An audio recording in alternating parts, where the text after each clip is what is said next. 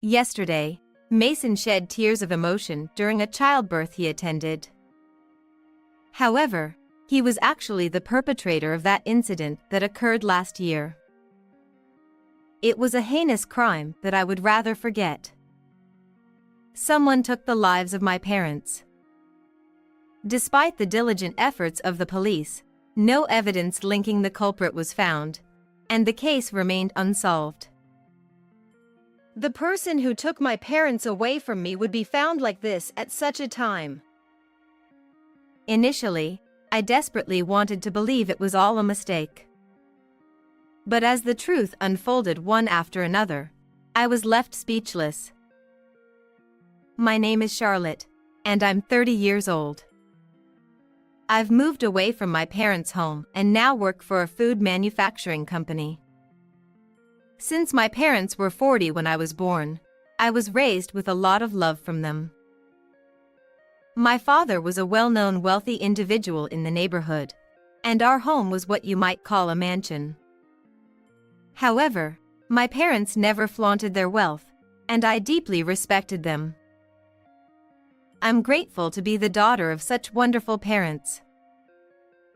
Although my busy work schedule often kept me from visiting my childhood home, I maintained regular contact with my parents. However, last year, my parents suddenly became victims of an irreversible tragedy. They were attacked by a robber, and their lives were taken. All the cash and the precious antique accessories they cherished were stolen without a trace. I saw a figure leaving through the window. At the time of the incident, I happened to be visiting my parents' home to celebrate their joint 70th birthday. I heard raised voices and rushed to their bedroom, where I glimpsed someone resembling the perpetrator fleeing. But it was pitch dark, and I couldn't see clearly. Despite the police's exhaustive efforts in the investigation, no clues leading to a resolution were found, and the case remained unsolved. At the very least, I wish they could find the culprit. Losing my beloved parents left me shattered, and I struggled to recover. However, it was Mason who gently stood by my side during those difficult times. Later, he became my husband. I met Mason at a bar where an acquaintance was hosting an event. Mason, noticing my distress as I sat at the counter, treated me to a cocktail. Wait, this is for me? You seemed really down, so have this drink and cheer up. Thank you. I'm Mason, a freelance writer. If you'd like, I can be someone to talk to. His calm demeanor immediately put me at ease, and I confided in him about the incident without holding back. Mason listened silently, and I felt a weight lift off my heart. From then on, I grew increasingly drawn to him. Just 1 month after we met, we started living together. And whenever fear or anger from the past incident overwhelmed me, Mason would hold me gently. Continuing to be bound by the past won't bring peace to your parents in heaven. Let's try to forget the pain sooner. With those words, he took me to various places to lift my spirits. Mason was fundamentally kind. He excelled at his job, and his income was substantial. Perhaps it was a professional habit, but he always seemed to be researching something on his computer whenever he had spare time. However, there was one incident in the past when Mason suddenly erupted in anger. It happened when I touched the safe in his room while trying to dust it off. Don't touch that. Mason glared at me with a frightening expression I had never seen before. Oh. I'm sorry. I was just trying to clean, and I didn't realize it was something so important. Then, he seemed to snap back to his senses, returning to his usual calm tone. No, I should have explained properly. Actually, there are work documents inside. According to Mason, there was confidential information related to his interviews that he couldn't disclose. He admitted that he had shouted out of fear that this information might leak and jeopardize his work. Charlotte, promise me you won't look inside. Understood. I promise. So, I made sure to avoid the safe as much as possible, always being cautious. Despite this minor concern in our life together, everything else went smoothly. 2 months after we started living together, I became pregnant with his child. Is my child growing inside Charlotte's belly? I can't wait to meet them. Mason said with great joy. He was thrilled, and we promptly submitted our marriage registration. Considering my parents were no longer with us, we decided to have a quiet wedding with just the 3 of us after the baby was born. Time flew by, and soon I reached the final month of pregnancy. With the help of an acquaintance who was a midwife, I gave birth at home.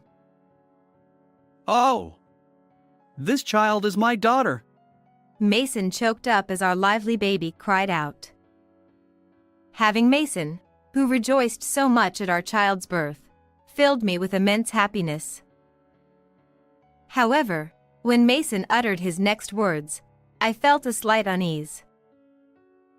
Now I can finally breathe easy. It's been such a long journey. Did you say something? Huh? Oh, it's nothing. Probably just my imagination. He replied, smiling as if nothing was amiss. Certainly, I thought I heard it. And what does breathe easy mean anyway? I was absent-mindedly gazing at Mason, who was holding our daughter. However, my thought quickly faded into insignificance because of the birth of a new life. Perhaps it was exhaustion from childbirth that caused me to mishear. But my goodness, how adorable is this child! I simply savored the happiness in that moment.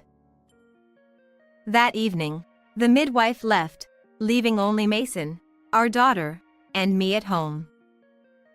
Mason seemed particularly elated by our child's birth, drinking in the living room with several beer cans strewn across the table. Meanwhile, exhaustion from childbirth overwhelmed me, and before I knew it, I had fallen asleep. The next day, as I shuffled to the bathroom, I passed by Mason's study. He was nowhere to be seen. He must have already left for work. Wait, Mason forgot to lock the safe! Given his heavy drinking the previous night, it was easy to imagine that Mason had gotten quite drunk and accidentally left the safe unlocked. Wait, something is protruding from inside. He had explicitly told me not to look inside, so I intended to leave it be. However, the sturdy safe door posed a risk. If it closed suddenly, whatever had popped out might get crushed. Reluctantly, I decided to peek inside and put it back in the safe. Little did I know that this would be a fateful turning point. What on earth is this? At that moment, I saw something completely unexpected. And a thought crossed my mind. Could it be? No, that's impossible. But I desperately wanted to believe it was a mistake, but I couldn't leave it unexplored. As I investigated further, the truth became increasingly undeniable, and my deep sadness eventually transformed into anger. In the end, I resolved to take matters into my own hands and put an end to it. One evening, 2 months after giving birth, I slowly approached a black shadow fumbling in the darkness. Suddenly, I flicked on the room's light. Mason, what are you doing there? It's so bright. Don't startle me like that. We were in Mason's study. Late at night, he was rummaging through the safe. "What are you holding?" In response to my question, Mason quickly hid his hand behind his back. This is a necklace I bought for Charlotte. I just hid it in the safe to surprise you. Mason appeared perfectly ordinary, even managing a slight smile. But I was no longer fooled. "You're lying." Why are you making such a scary face? "That necklace belonged to my parents, cherished by them." "Let me be direct. Mason, you were the one who sent my parents to the afterlife, weren't you?" As I spoke, the smile vanished from Mason's face. In reality, on the day the safe door was left ajar, I realized that Mason had been secretly keeping the heirloom that was believed stolen by a burglar, my parents' keepsake. And what had popped out from the safe was precisely the necklace Mason now held before me. Why am I automatically assumed to be the culprit? His voice grew lower, almost thunderous. "The fact that you possess the supposedly stolen accessory is irrefutable evidence, isn't it?" There are plenty of similar designs out there. Stop jumping to conclusions, or I'll get angry too. Despite sensing Mason's escalating anger, I couldn't back down. "Take it to the police for examination. Besides, I have an ace up my sleeve." An ace? What's that? Actually, the investigators in that case found hair from the suspected perpetrator. If we compare your DNA to it during the examination, everything will become clear. Damn it! You're noticing too much. Finally, Mason revealed his true nature, shouting in frustration. "Please, tell me everything." As I grabbed Mason's collar and shook him, he reluctantly began recounting the details of the incident. On that day, I had done extensive research and meticulously planned everything. But then you happened to see me. "Why did you approach me?" I was by Charlotte's side, secretly monitoring you all along. Fearing that my testimony might link him to the crime, Mason had initially considered eliminating me. However, I was temporarily under police protection, preventing any rash actions on his part. He changed tactics, trying to lead me away from the case, erasing memories of the past by creating new ones. His kindness during our outings was merely an attempt to rewrite my memories. If Charlotte had shown any suspicion, I planned to stage an accident. But you were completely infatuated with me, never doubting. You were perfect as a substitute housekeeper. To avoid arousing suspicion, Mason stored the stolen items in the safe until the heat died down. "What about the tears shed when our child was born?" Once Charlotte became a mother, she'd forget about the criminal. So, that was a touching moment. His matter-of-fact expression fueled my anger once again. And yet, I managed to leave not only the safe unlocked but even dropped hair at the crime scene. Mason clenched his lower lip, lost in thought. "Now, accept your fate and let's go to the police." Humph. Like hell I won't do something so foolish. Huh? I should have done this from the start. Suddenly, Mason tightened the necklace he held around my neck with all his strength. With this cherished keepsake from your beloved parents, I'll send you to the afterlife. Isn't that perfect? "Stop!" No matter how I resisted, Mason didn't relent. It seemed all hope was lost until the bar's master burst into the room, swiftly overpowering Mason. Damn it! You trapped me! It was the only way! After all, there was no hair at the crime scene. My story about the police collecting the perpetrator's DNA was a blatant lie to extract a confession. During the incident, I received an explanation from the investigators. It's unusual to have so little evidence at the crime scene, which suggests the perpetrator must be quite clever. So even when I confronted Mason with the fact that my parents' mementos were in the safe, I anticipated he would skillfully evade it. However, as a woman, I was at a significant disadvantage. To prepare for any eventuality, I had enlisted the help of the bar's master, whom Mason and I had met. I needed decisive evidence, so I devised this plan and took a gamble. Today's events are recorded, and there's no escaping it. I pointed to the camera I had discreetly set up in the corner of the room, and Mason widened his eyes as he stared at the lens. Now, let's go to the police together, I declared. But Mason interrupted. Wait a moment. I'm a freelance writer with some income. If you let me go, I'll give up all my assets. So, don't spout nonsense. Your credentials are likely fabricated. I cut him off. Despite Mason's thorough preparations, I suspected there had to be a reason he left the safe unlocked. Curious about any secrets on his computer, I checked his emails. Over the past few days, as I grew suspicious of Mason, I secretly observed him entering his password.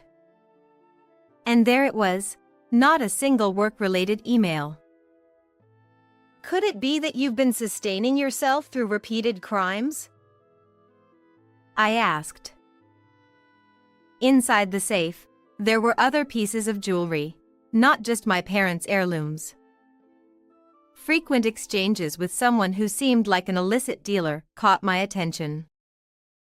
The necklace, a cherished memento from my parents, had a high market value, and an offer for more than double the standard price had been made.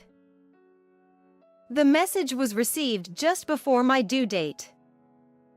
And if I recall correctly, afterward, Mason was in quite high spirits, drinking beer, I said. Presumably, Mason, enticed by an unexpected windfall, had indulged in alcohol and absent-mindedly left the door unlocked.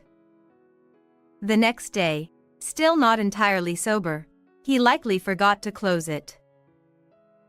Well, was my deduction correct? I asked. Mason remained silent, his face contorted.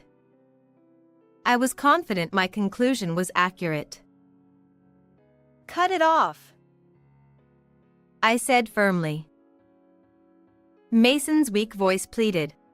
Charlotte, it's true. Please forgive me. But I stood tall before him, who was held down by the master. I'll sever ties with someone who harms my beloved parents and continues a life of crime, Mason wailed, and just then, a police car arrived in front of the house. The master had already reported the situation. Mason was led away by investigators. In the days that followed, during questioning, Mason confessed. As I suspected, he hinted at involvement in other cases. His actions likely warranted the death penalty, according to insiders.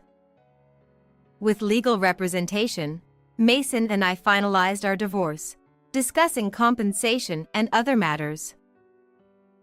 My 6-month-old daughter now attends daycare, and I returned to work early. We moved to a cozy apartment, where I can happily watch my daughter grow. How did you like this story? If you enjoyed it, consider subscribing to the channel. Until next time.